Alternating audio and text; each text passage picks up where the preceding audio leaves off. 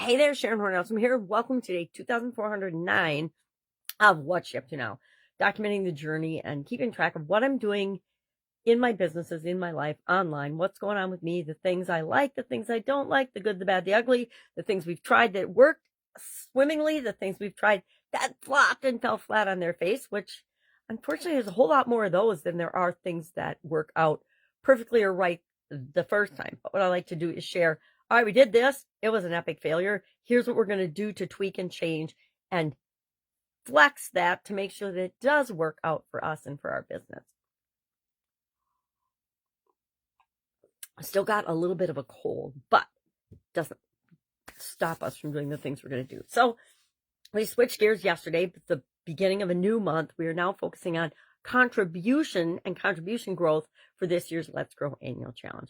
We have got Shannon's story in guide 2 of the Let's Grow Annual Challenge private Facebook group. So I won't go into the details of that.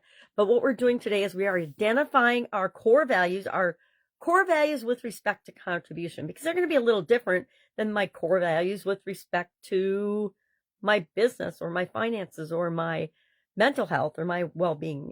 Now, there's overlap in our core values. I find that I have a few core values that want to show up in every single life framework area of all 9. They want to be there. So of course, those are automatically my foundational core values. And on top of those, I like to have a list of at least 3 core values for each of the different life framework areas: physical, mental, emotional, spiritual, financial, relationships, contribution, we're on, communication, and confidence. So today I shared mine and I shared Shannon's, talked about those a little bit. And then for Supersize Your Business today, we talked about the fear strategy, the fear marketing strategy. It's primarily a marketing strategy. We don't want to just be generating and making people scared and not giving them a way to deal with their fear. But we do want to, in this strategy, use fear. Sometimes it's just the fear of missing out on something.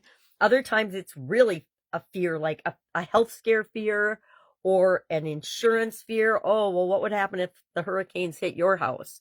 Are you adequately protected?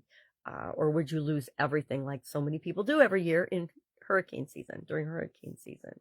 So I shared 4 different steps to using that strategy. And I prefaced it all and started with, here's making sure that you are using it in an ethical, responsible, honest, transparent, positive way, right? There's nothing wrong with bringing up a problem, exacerbating it a little, but not fear-mongering, and then giving people your solution to that problem. That's marketing 101. But if we're doing it in an unethical, lying, cheating, immoral way, then I say, no, you don't get to use that strategy. Although I guess we can use any strategy we want. I just say that the people I'm working with, if you want to present something in an unethical, immoral, illegal way, I don't know how you got through my gatekeepers, because it's not the kind of people I work with, but it can happen.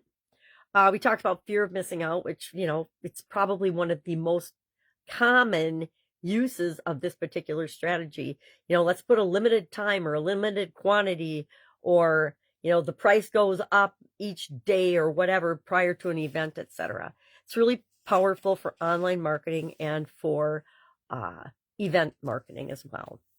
So we talked about that, and then I shared 10 different ways that we can reduce fear, because we might stimulate it in people, but we sure better give them a solution and help them to reduce their fear, or they're not going to buy anything from us. So we talked about that as well.